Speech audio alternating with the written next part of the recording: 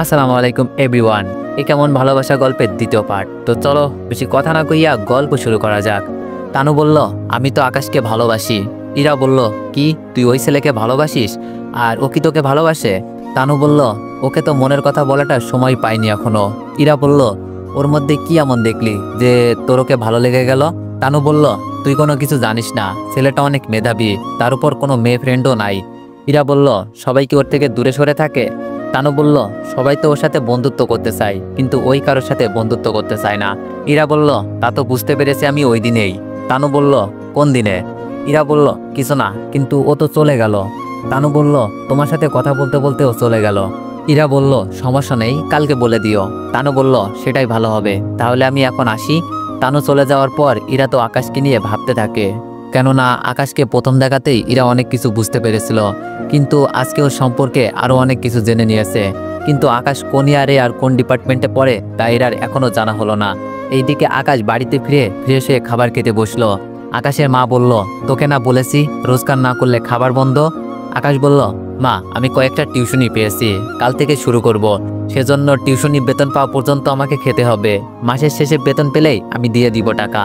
মা বলল, ঠিক আছে, কথাটা যেন মাথায় থাকে, সেই জন্য 1 মাস আর কিছুই বলবো না, কিন্তু 1 মাস পর বুঝতে পারবি আমি কেমন মা। আকাশের আব্বু ওনার স্ত্রীর কথা শুনে না চাইলেও কেঁদে দেয়, কেননা উনি নিজের ছেলেকে কখনো কাজ করতে দেননি, কিন্তু এখন থেকে ওনার ছেলেকে কাজ করতে হবে তা জেনেই ওনার কান্না পাচ্ছে। এইদিকে আকাশ টিউশনি করাতে থাকে। এইভাবে দেখতে দেখতে 3 দিন কেটে যায়। তাই আবারও মাঠে যায় খেলার জন্য। সেদিনের মতো আজকেও বলটা ইরার রুমে ঢুকে যায়। আবির বলল, এটা কি করলি তুই? আকাশ বলল, আমি আবার কি করলাম? আবির বলল, এত জোরে মারলি যে, বাসের ভিতরে বলটা ঢুকে গেল, এখন যা বলটা নিয়ে আয়। আকাশ বলল, না বন্ধু আমি যাব না।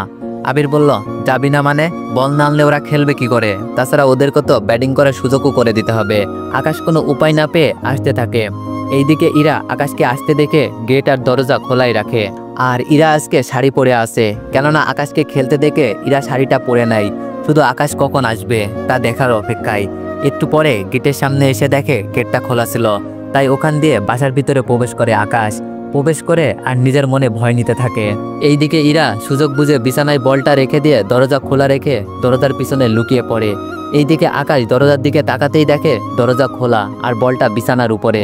আকাশ বলল, এই সুযোগ কেউ নেই বাসার মধ্যে, এই সুযোগে আমি গিয়ে বিছানা থেকে বলটা নিয়ে আসি। তাই পা বাড়ালো বলের দিকে। বিছানা থেকে বলটা ঠিকই নিল, কিন্তু যেই দরজার দিকে তাকালো দেখলো ইরা দাঁড়িয়ে আছে চাবি হাতে, আর দরজা আটকে নিল চাবি দিয়ে। তারপর চাবিটা বুকের মধ্যে রেখে দেয়। আকাশ তুতলিয়ে বলল, কি ব্যাপার, আপনি দরজা কেন আটকালেন? ইরা বলল, দরজা না আটকালে যদি কেউ দেখে ফেলে? আকাশ তুতলিয়ে বলল, কে কি দেখবে? ইরা বলল, আমি আর তুমি এই রুমের মধ্যে যা যা করবো তা অন্য কেউ দেখে ফেললে তো সমস্যা, সেই জন্য দরজা আটকে নিলাম। তাছাড়া আমাকে দেখতে কেমন দেখাচ্ছে তা তো বললে না তুমি। আকাশ বলল, খুব ভালো দেখাচ্ছে। ইরা বলল, শুধুই ভালো? আকাশ বলল, শুধু ভালো কেন হতে যাবে, অনেক সুন্দর দেখাচ্ছে। প্লিজ এবার আমাকে যেতে দিন, আমি কথা দিচ্ছি আর কখনো এখানে ক্রিকেট খেলতে আসবো না। ইরা বলল, তুই যদি ক্রিকেট খেলতে না আসিস তাহলে তোকে আমি দেখবো কি করে? আকাশ অবাক হয়ে বলল, মানে আমাকে দেখার কি আছে?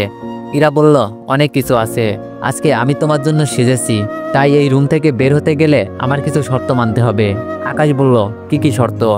ইরা বলল, প্রথমত আমাকে কপালে চুমু দিতে হবে, দ্বিতীয়ত আমাকে জড়িয়ে ধরতে হবে, আর তৃতীয়ত আমাকে কোলে নিতে হবে। আকাশ বলল, কি, আমি পারবো না এইসব করতে।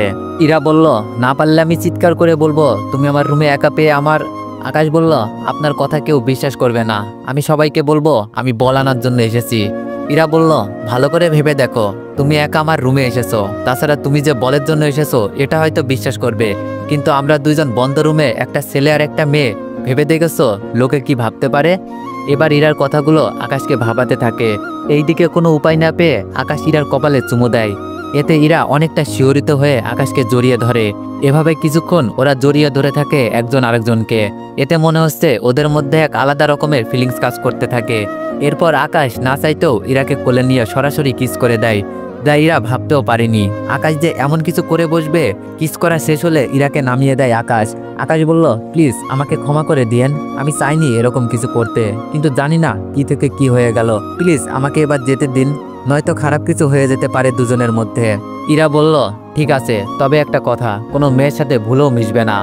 আকাশ বলল, আমি তো মেয়েদের থেকে এমনিতেই দূরে থাকি। ইরা বলল, তা তো দেখলামই, এখন যাও। তবে আজকে অনেক কিছুই তুমি আমাকে দিলে, যা আমার সারা জীবন মনে থাকবে। দরজা খুলে দিলে আকাশ ওখান থেকে বেরিয়ে বন্ধুদের বল দিয়ে দিল। কিছুক্ষণ পর চলে আসে আকাশ বাড়িতে এসেই ঘুমিয়ে পড়ে। রাতের বেলায় ওরা দুইজন দুজনের কথা ভাবতে থাকে। ইরা তো ঘুমই হচ্ছে না, কেননা ইরা না চাইতেও অনেক কিছু হয়ে গিয়েছে, যা ইরা ভাবতেও পারিনি। এইদিকে আকাশ তো ভাবতে থাকে, আচ্ছা মেয়েটা কে, আর আমার কাছেই বা কি চাই? আমি ওই মেয়েটার কাছে গেলে আমার সাথে কেন এরকম করে? আচ্ছা মেয়েটা কি আমাকে ভালোবাসে? আমার কেন মনে হচ্ছে মেয়েটা আমাকে ভালোবাসে, কিন্তু আমার তো কোনো পরিচয় মেয়েটা জানে না, তাহলে আমাকে ভালোবাসবে কেন? কিন্তু আমাকে যদি পছন্দই না করে, তাহলে আমাকে কেন এত কাছে টানে মেয়েটা? উফ, মাথায় কিছুই ঢুকছে না। মেয়েটা আমার কাছে কি চাই তা আমাকে জানতেই হবে। কথাগুলো নিজের মনে মনে ভাবতে থাকে আকাশ। এইদিকে তখনই ওর মা চলে আসে। আকাশের মা বলল, ওই এত রাত পর্যন্ত জেগে আছিস কেন? আকাশ বলল, এমনিতেই জেগে আছি। মা বলল, কাল সকালে বাজারে এসে এইগুলো নিয়ে নিবি। আকাশের হাতে একটা কাগজ আর কিছু টাকা ধরিয়ে দিল। আকাশ বলল, কিন্তু আমার তো 9:30টায় কলেজ আছে, আর আমাকে তো 9টার আগেই বেরিয়ে যেতে হবে। আমি এত তাড়াতাড়ি বাজারে গিয়ে আসবো কি করে? মা বলল, আসছে আমার নবাবজাদা, কি করে আনবি তা আমি জানি না, তবে সকালে আমি বাজারে যেন দেখতে পাই। তাছাড়া কাল যদি বাজার লেট করে আসে, তাহলে মনে রাখবি তোর খাবার বন্ধ। আকাশ বলল, ঠিক আছে, আমি কাল সকাল সকাল বাজার নিয়ে আসবো। মা বলল, মনে থাকে জানো। সকালে বাজার নিয়ে এসে ওর মায়ের হাতে দিয়ে ফ্রেশে বেরিয়ে পড়ে। কিছুক্ষণ পর কলেজে যাওয়ার পর বন্ধুরা তো জিজ্ঞেস করেই চলেছে, কেন এত লেট হলো আসতে। ওদের সবটা বলতে থাকে। সবটা শোনার পর আবির বলল, এরকম হলে তুই থাকবি কি করে ওই বাসায়? আকাশ বলল, আর তো একটা বছর, এরপর আমি IPS এর তৈরি করব নিজেকে। আবির বলল, সেটাই ভালো হবে, তাহলে চল ক্লাসে যাই। কিন্তু IPS পড়ার জন্য এত টাকা কোথায় পাবি? আকাশ বলল, দেখবি কোনো না কোনো ব্যবস্থা হয়ে যাবে। আবির বলল, আচ্ছা দেখা যাবে। ওরা ক্লাসে যায়। ওখানে ওরা নিজেদের মধ্যে কথাবার্তা বলতে থাকে। কথা শেষ হলে মাঠের একটা কোণায় এসে বসে পড়ে। আকাশের পিছনে আবার ইরা এসে বসে। আপনারা তো সবটাই জানেন, কিন্তু আকাশ কিছুই জানে না, কেননা মেয়েরা বোরকা পরলে ওদের ঠিকভাবে চেনা যায় না। এজন্য ওদের অনেকগুলো সুবিধা হয় নিজেকে লুকিয়ে রাখার জন্য। এইদিকে ওরা তো কথা বলতে থাকে। আকাশ ওর মতো করে কথা বলতে থাকে এবং ওর বর্তমান পরিস্থিতি নিয়ে আলোচনা করতে থাকে, যা এরা শুনতে পায় আর মনেও কিছুটা দুঃখ পায়। তাছাড়া দুঃখ পাবে না কেন, আপনারাই বলুন। যাকে এরা এতটা ভালোবাসে আর সেই মানুষটাই এতটা কষ্টের দিন কাটাচ্ছে, তা জানার পর ভালোবাসার মানুষটা কষ্ট পাবে, এটাই তো স্বাভাবিক। ইরার চোখে পানি দেখে তানু বলল, কিরে তুই কাঁদছিস কেন? ইরা বলল, কই। তানু বলল, তাহলে তোর চোখে পানি কেন? ইরা বলল, এমনিতেই মনে হয় কিছু পড়েছে। তানু বলল, তাহলে এখান থেকে চল, উঠে গিয়ে অন্য কোথাও বসি। ইরা বলল, না থাক, এখানেই ঠিক আছি। তানু বলল, কিন্তু চোখে তো একটু পানি দিবি। ইরা বলল, দরকার নেই।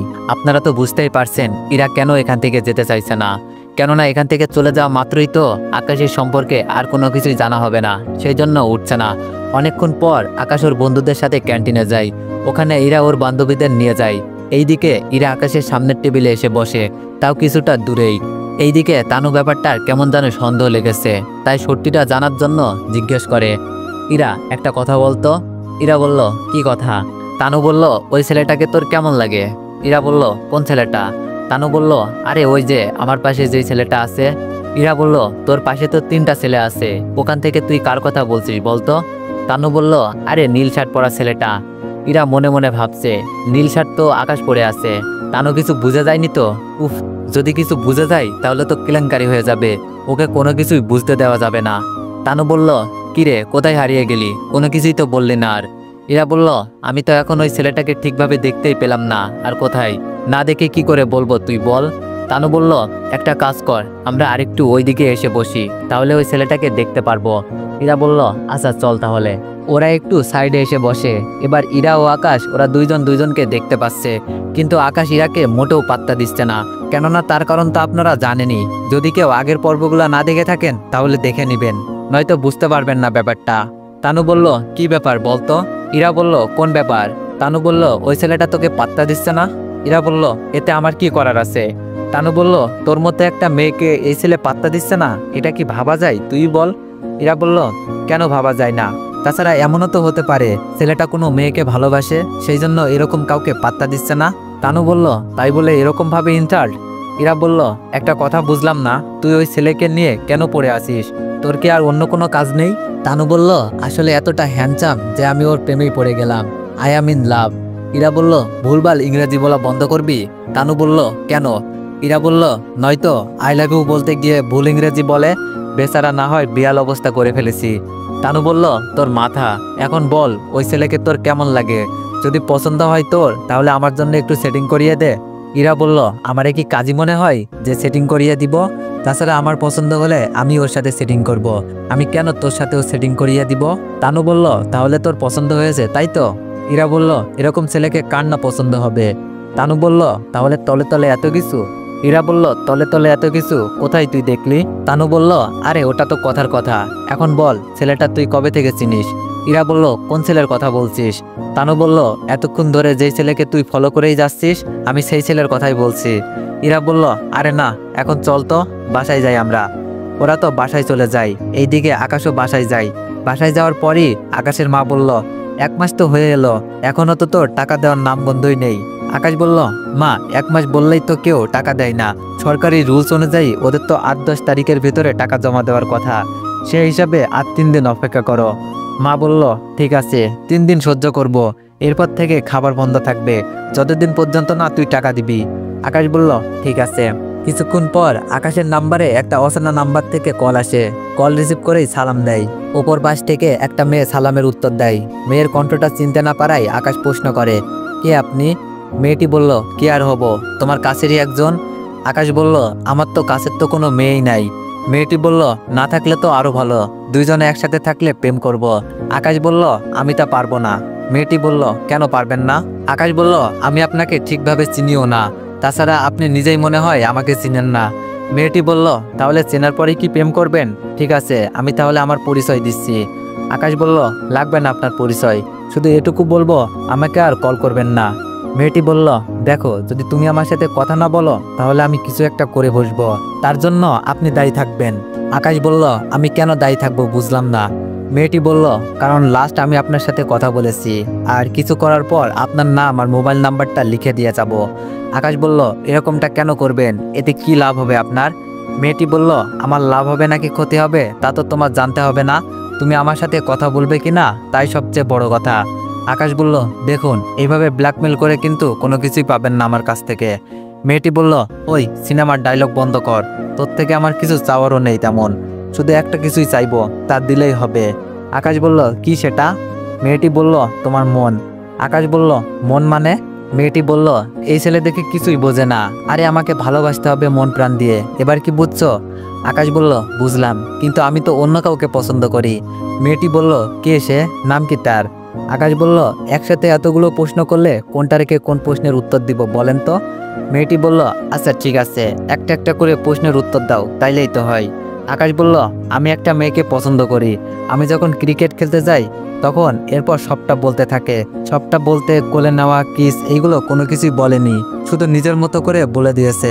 সবটা শোনার পর মেয়েটি বলল, আচ্ছা মেয়েটা তো তোমাকে নাও ভালোবাসতে পারে, তাছাড়া এতদিন হলো এখন পর্যন্ত মেয়েটার থেকে ওর নাম্বারটা পর্যন্ত তুমি নিতে পারোনি, তাহলে তোমার দ্বারা কি হবে তা তো বুঝতেই পারছি আমি। আকাশ বলল, দেখুন আপনার সাথে কথা বলে আমার কোনো লাভ নেই, তাই কল কেটে দিয়ে ঘুমান। কল কেটে দেওয়ার পর ইরার মনে অনেক খুশি লাগতেছে, কেননা আপনারা তো কারণটা বুঝতেই পারছেন কেন এত খুশি হয়েছে। তাছাড়া খুশি তো হওয়ারই কথা, এতদিন আকাশের মুখ থেকে কথাটা শুনতে চেয়েছিল কিন্তু আকাশ তো বলেনি, তাই আজকে অচেনা হয়ে তাও জেনে নিল। পরের দিন যখন কলেজে আসে তখন তানু আর ইরা এসে আকাশের সামনে দাঁড়ায়। ইরা বলল, ওই এইদিকে আয়। আকাশ বলল, জি আমাকে বলছেন? ইরা বলল, তোকেই ডাকছি, কোথায় যাচ্ছিস? আকাশ বলল, ক্লাসেই যাচ্ছি, কিন্তু আপনারা কারা, এইসব প্রশ্ন আমাকেই বা কেন করছেন? ইরা বলল, কেন প্রশ্ন করছি বলে কি খারাপ লাগছে? আকাশ বলল, তা না, আমি ফাইনাল ইয়ারে আর তোমরা 2য় বর্ষে, তাই কোন সাহসে আমাকে এই কথা বললে তাই ভাবতেছিলাম আর কি। ইরা বলল, সাহস আছে বলেই তো বললাম, তাছাড়া তোমাকে আমার ভালো লাগে। আকাশ বলল, তোমারও কি সেম ভাবে ভালোবাসা? ইরা বলল, মানে? আকাশ বলল, আরে রাতের বেলায় একটা মেয়ে আমার সাথে কথা বলার জন্য কত রকমের হুমকি আর কত কিছু যে বলল, অল্পের জন্য বেঁচে গেলাম, কিন্তু সেই বিবাদ ঘুরে ফিরে তো আবারও আমার সামনে এসে পড়ল। ইরা বলল, দেখো তোমাকে কে কি বলেছে তা আমি মোটেও জানতে রাজি না, আমার তোমাকে ভালো লাগে, এটাই আমার কাছে তোমার অনেক কিছু। আকাশ বলল, কি দিন আসলো, জুনিয়ররা এসে আমাকে হুমকি দিচ্ছে। ইরা বলল, দিচ্ছি, কথাটা মাথায় রাখিস। ইরাও চলে যায়। এইদিকে আকাশ কি করবে বুঝতে পারছে না। একদিকে ক্রিকেট খেলার মেয়েটি, অন্যদিকে এই মেয়েটি, আবার অন্যদিকে মোবাইলের মেয়েটি। বুঝতে পারছে না কি থেকে কি করবে। অন্যদিকে আকাশ 3 দিন পর আবার খেলতে যায়। এইদিকে ইরা আকাশের পথ চেয়ে বসে আছে, কিন্তু একটু আফসোস হয়নি, কারণ কোনো না কোনোভাবে আকাশের সাথে তো ইরা দেখা হয়ই, সেই জন্য তেমন একটা আপসেট না। কিন্তু খেলতে না আসার জন্য একটু আফসোস হচ্ছে। কিছুক্ষণ পর আবির ব্যাটিং করে বল ছক্কা মারলে ওই বাড়িতে এসে পড়ে।